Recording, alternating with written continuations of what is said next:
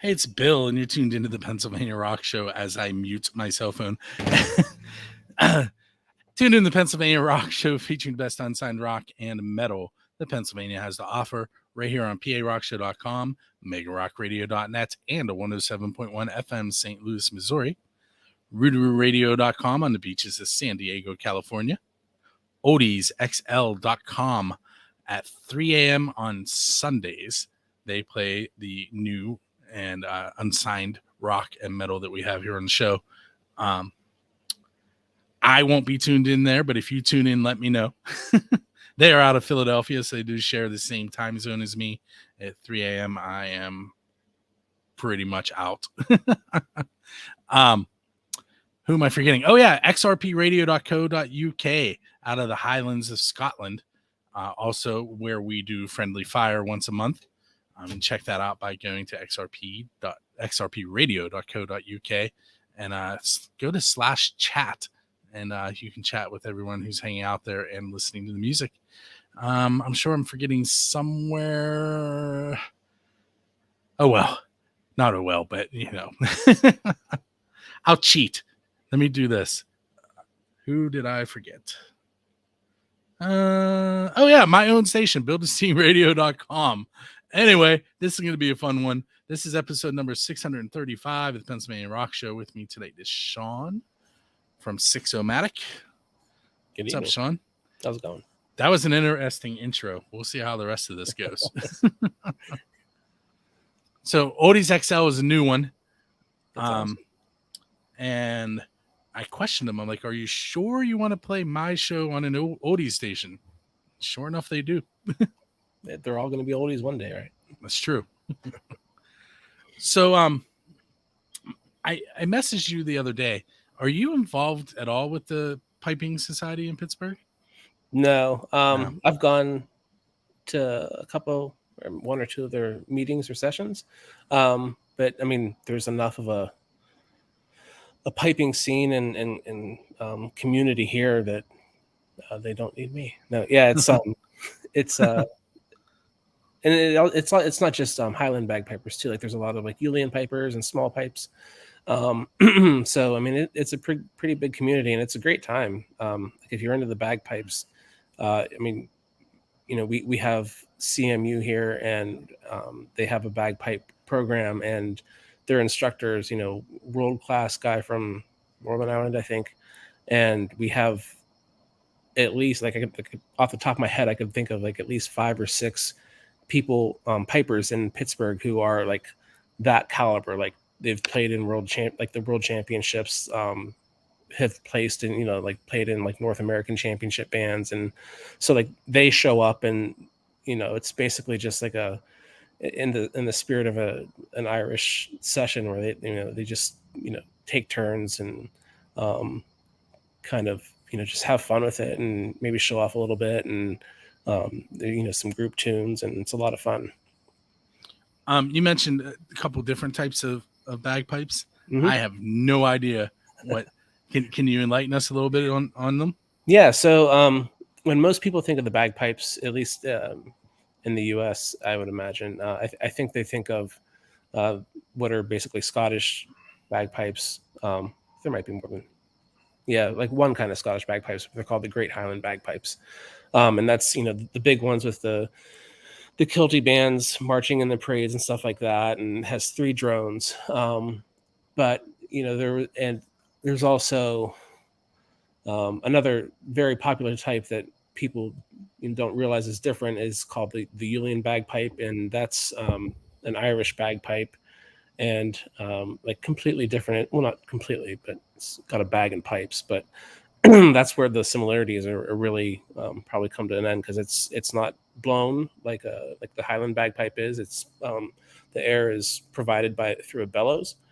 So you squeeze your arm to get that air going, and then you have to maintain the pressure with the other arm. And the way the pipes are set up is different, and you know, different tonality and different keys and things like that. And that's, I think it was in Titanic, the band Gaelic Storm. I think that's the kind they use. And that's, I think, actually the kind that is used in the Braveheart love theme that everybody wants the Highland bagpipers to play at their wedding, and we have to explain to them, okay, but it's not going to sound quite the same because it's a completely different instrument. And I mean, then there's it's Breton or Breton, I can't remember how to pronounce it, pipes that are I think those are from around France. I'm probably screwing this part up and pissing off a lot of people, but I mean, yeah, there's bagpipes in Eastern Europe, Asia, probably Africa. I mean, they're believed to have originated in Africa and Egypt about 2,000 or 3,000 years ago, and they're in most, I think, major civilizations in one form or another. And which type do you play? I play the Great Highland Bagpipes. I have a couple electronic bagpipes too, which is made for, the ones that I have are made for Great Highland Bagpipe players because that's how the fingering is set up. But since they're digital and MIDI capable, I mean, they have patches and programs that you can use that you can make it sound like a very convincing Uilleann bagpipe, or different kinds like that. How did you get started with the bagpipes? My uncle was a drummer in a bagpipe band, and when I was like 7, we would go see them in the parades, and I thought, excuse me, that the bagpipe bands were cool, and the bagpipes were cooler than the drums. So I started taking lessons from the pipe major, John Duxbury, who was a family friend too, and went from there.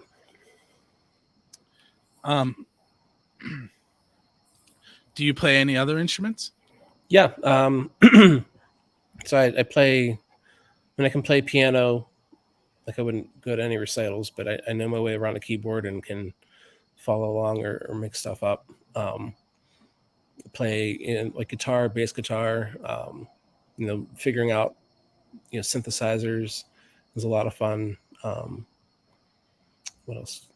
And then like I can play like the Irish tin whistle, but it's because the fingering is similar to the bagpipes, but the breathing is very different, and so I don't play them well, but it's fun to play around with. You might appreciate this. My son is a trumpet player. Oh, cool. And I've started driving him to school this year because he's going to a different school and the busing doesn't quite work for us in the morning. Mm-hmm. And he has started warming up with his mouthpiece in the car. Oh. And I keep telling him he's not allowed to do that, and I keep losing. Yeah. Well, yeah, that's really cool. Good for him. Yeah, I actually have a trumpet. Like I also have quite a few other instruments that I haven't even begun to learn playing yet, but I would like to. And they were like, it's like the trumpet, for example, is my father-in-law's, and I have my wife's like high school clarinet. But I do have the mouthpiece for the trumpet by my desk as a reminder that I want to learn to play it and I want to practice that embouchure, but yeah, it hasn't happened yet. He we'll talk about him off the air. So we're here. You were on the show a while ago, and we talked a little bit. So hopefully I haven't covered too much that we covered in that episode. But you have a new single that you're releasing? Yeah, it's called La, and it's spelled L, and then the A has an accent over it, and I can't remember the technical name for that accent now, but it's there because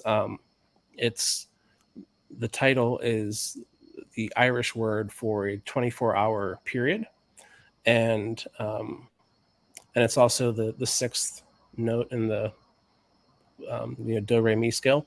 So I thought that was cool to have that there. But the significance of that goes along with the song, because I realized after it was done that it kind of mimicked the 24-hour period, like, or like a day. Like there was a very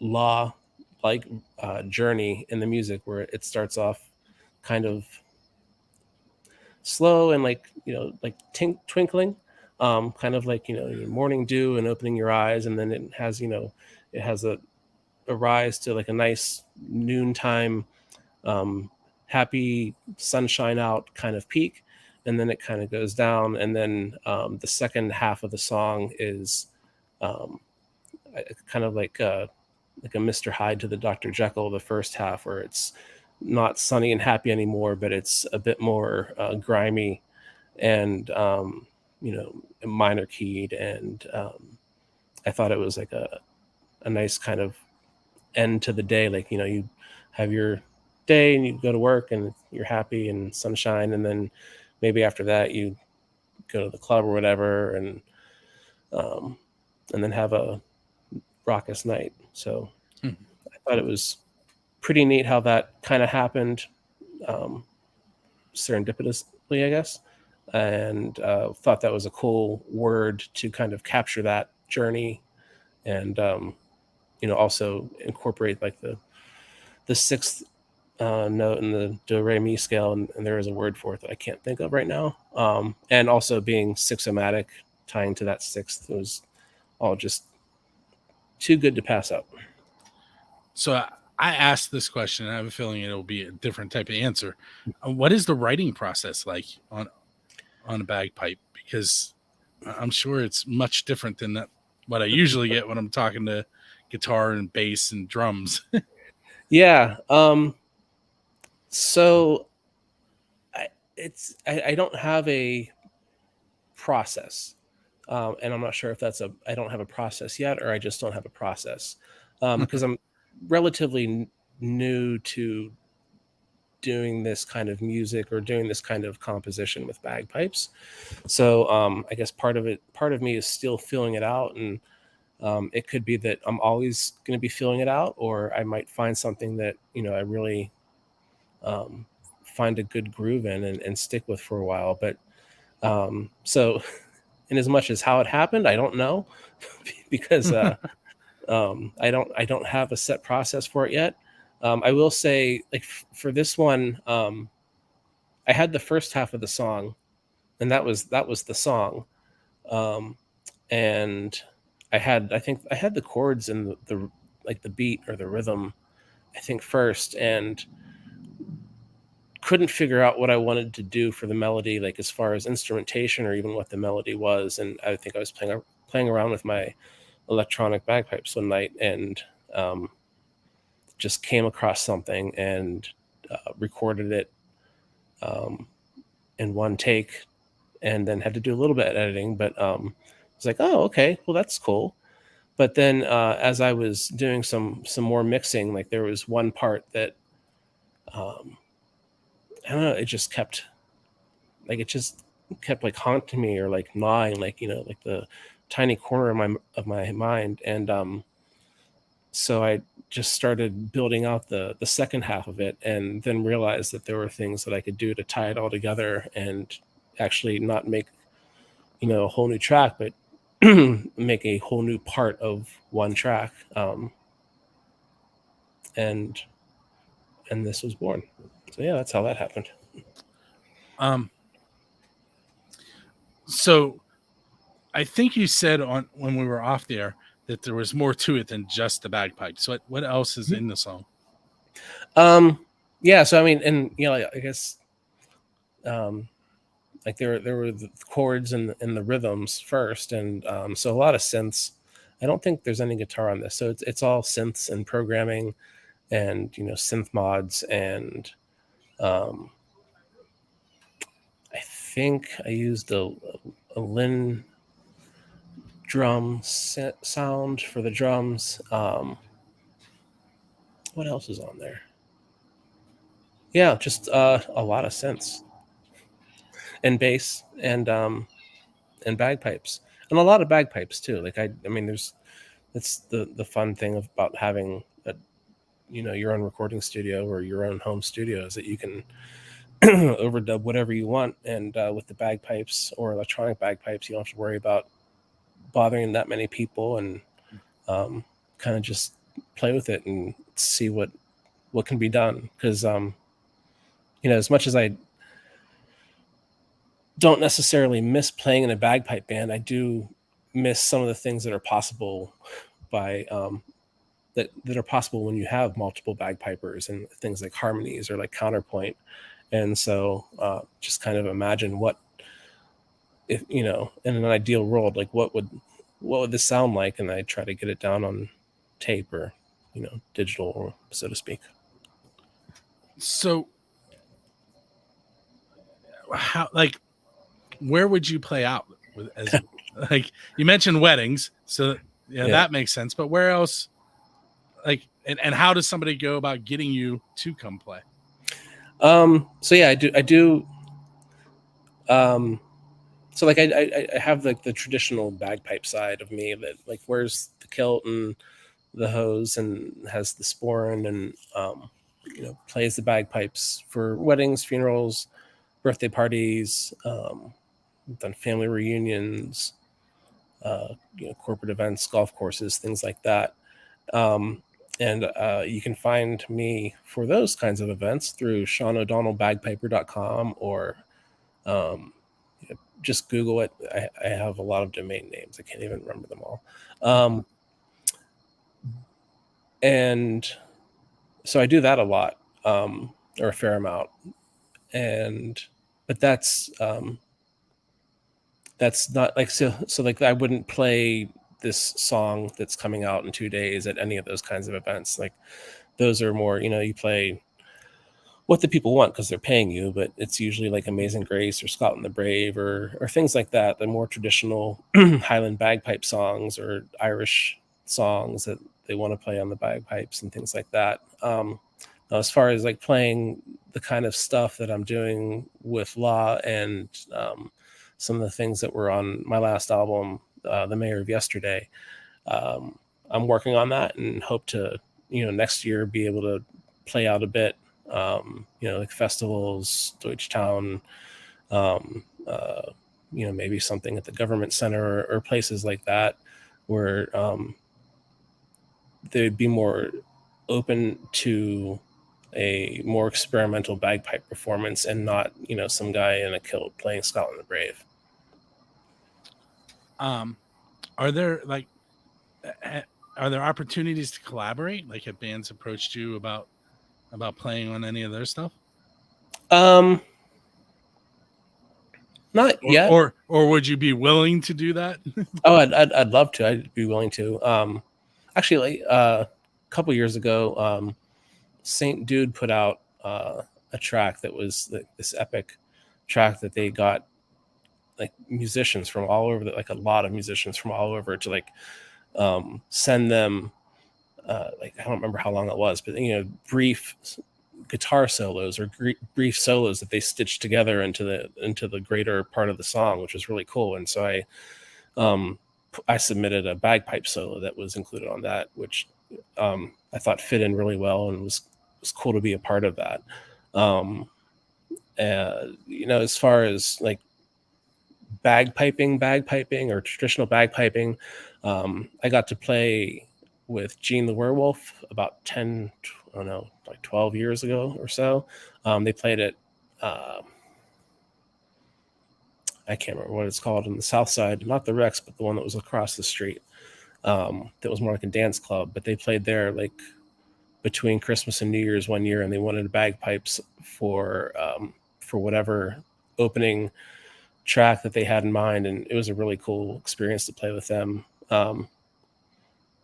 And then as far as like playing with like in the more experimental side of it, I do play with a group called the Farm Goal Ensemble. We don't play often because one of them is in San Francisco, and the other three of us who could play are starting to think about playing more, but we just haven't done it yet. But that's like a drums and guitar, and then I play bass and crazy bagpipes, and that's where I would play like the more experimental kind of bagpipe. Tell you what, let's take a break and play La, cool. And then we'll come back and I'll ask you some more traditional Pennsylvania rock show questions, which, as you know, aren't traditional. I love it. All right, so we're gonna take a moment. We're gonna listen to La by Six O Matic, and we'll be right back with Sean. Enjoy. For those of you watching the video, you don't actually get to hear the song right now because both Facebook and YouTube would smack me on the hand, and I don't like being smacked on the hand. So we're going to come back in as if we just listened to it, and I'm going to ask a couple more questions. Great. Okay, that was The Law by Six O Matic. With me tonight is Sean, who is Six O Matic. So we kind of covered your bagpipes and the synth and how you put your music together. Now we're going to find out some of the other stuff, the oddball stuff that I ask. And I may have, some of these questions might be repeats from the last time you were on, but we'll see how it goes. What is the best pizza you've ever had because you're a musician? Oh man. Well, and yeah, that's a tough one because I also worked in pizza for quite a long time. So I had a lot of opportunities to make my own. So I'm probably going to say my own was one of the best ones I ever had. Oh, okay. So there is a pizza that a friend of mine made. We worked together at Pizza Hut, and we actually play with him in the Farm Gold Ensemble, and which we got our name from the name of the spray can of food release.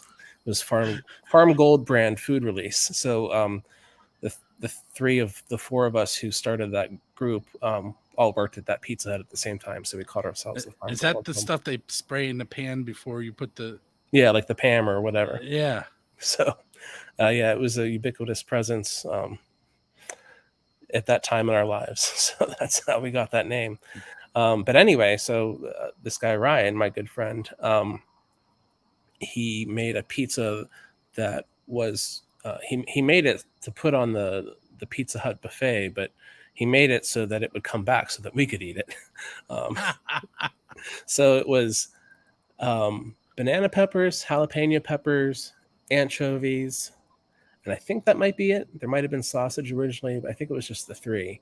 And so we actually tried it when it came back, largely uneaten, and we actually really enjoyed it. And whenever, not all the time, but often when we get together to play music, we'll get this pizza, which he has named the Afterburner. I'm assuming that means that there's an issue with the jalapeno afterwards. Sometimes. Yeah. So. I'm of the age now that I take stuff before I eat anything like that. Yeah. It used to be I could eat anything. Now, oh, we're ordering that tonight? Yeah. Give me an hour. Let me get this started. Yeah. Yeah, we definitely get that less often than maybe even 5 years ago. Learning our lessons. So you're leaving a show and you walk out and there's a DeLorean sitting there with its door open, and in the back is a flux capacitor. Where are you going and what musician are you going to hang out with? Huh.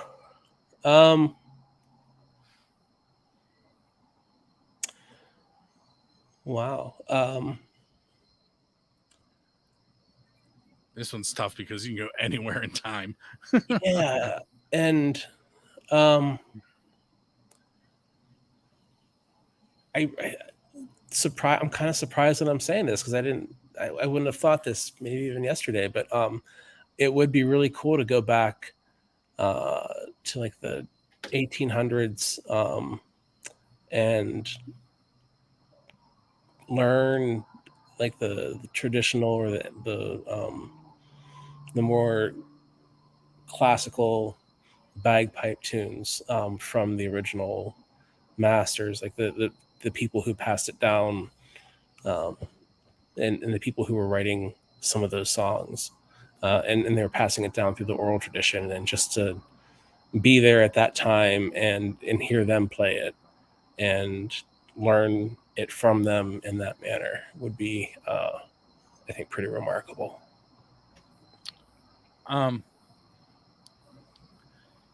If you could, you're sitting on a bench and your musical idol sits down beside you and says to you, you can ask me one question. What are you going to ask? And who is it?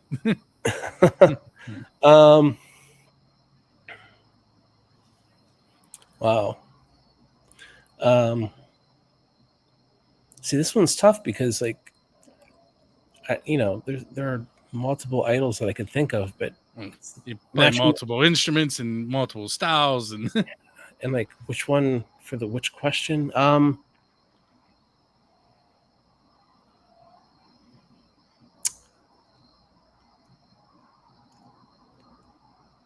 I'd probably say, I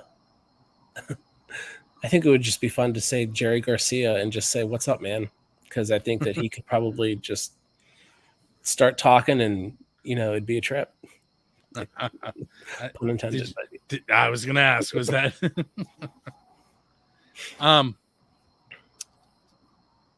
if they were to make a biopic about you years from now, kind of like Motley Crue and Dirt,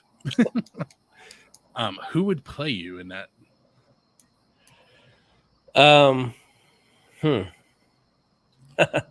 Well, because I think at this point in my life, I have the physical resemblance, and I think he's a wonderful actor, especially in this time of his life. I would pick Richard Schiff from the West Wing days. I don't know his name, but as soon as you said who and what he was in, I was like, oh yeah, that guy. Okay, yeah. Yeah, that's I realized that, like, that's my easy out for a Halloween costume if I can't think of something, or I need to get one in a pinch, because I just throw on a suit and be a little bit more surly sometimes and probably nail it. This could be interesting. So Kiss has played in a bay in Australia while they were baiting the sharks. So they're drawing sharks to the boat while they were playing. So they played with great white sharks. Wow. And Metallica, at least I think they were great white. I'd have to look it up again. But Metallica has played in Antarctica. What non-traditional place would you like to play your bagpipes at? Well,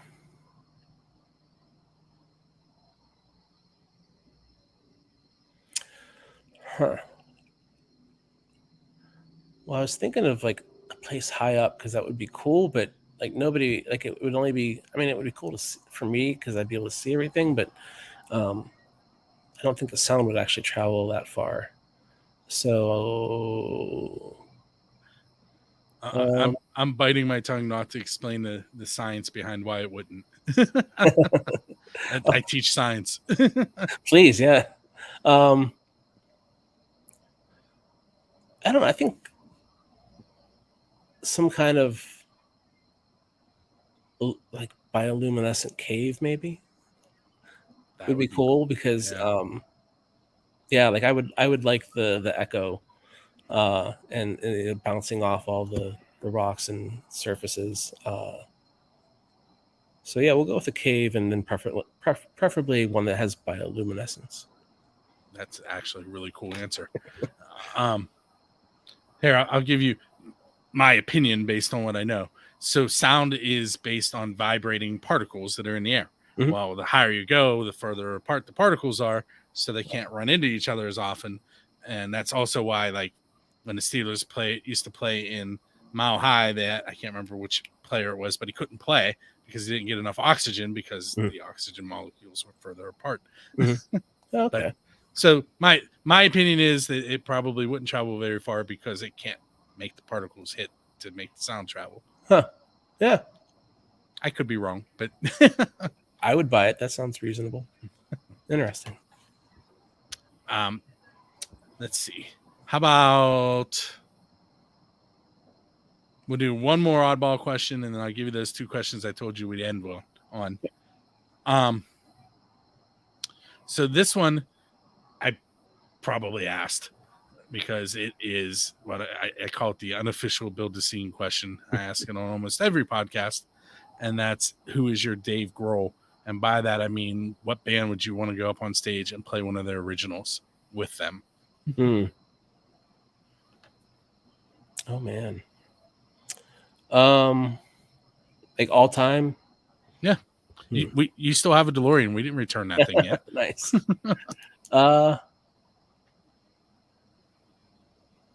Well, since we're talking outside the realm of possibility, oh man,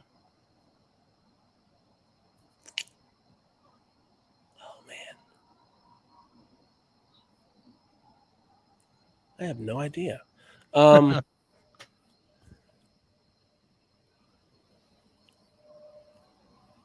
this is surprisingly hard.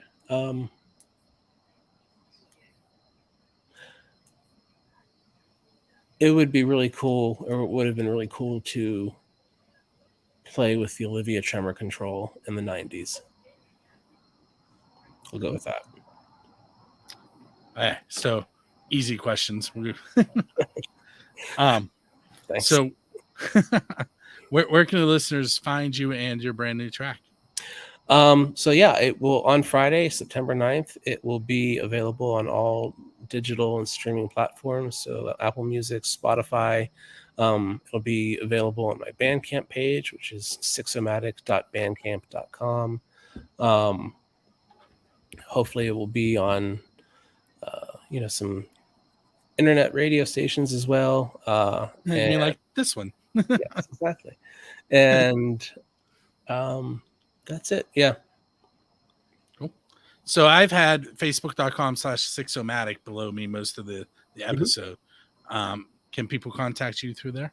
Yep, absolutely. Sorry. Yeah. Facebook.com/Six O Matic, Twitter.com/Six O Matic. I'm on Instagram as well. There's an underscore somewhere in there, so we'll just say look for it. But yeah. And lastly, what's coming up next for Six O Matic? What do you have planned? So I am still working out the kinks on how I'm going to do live performances, but feeling good about how things are going. So hopefully in 2023, you'll see Six O Matic on some festival lineups and maybe some small shows here and there.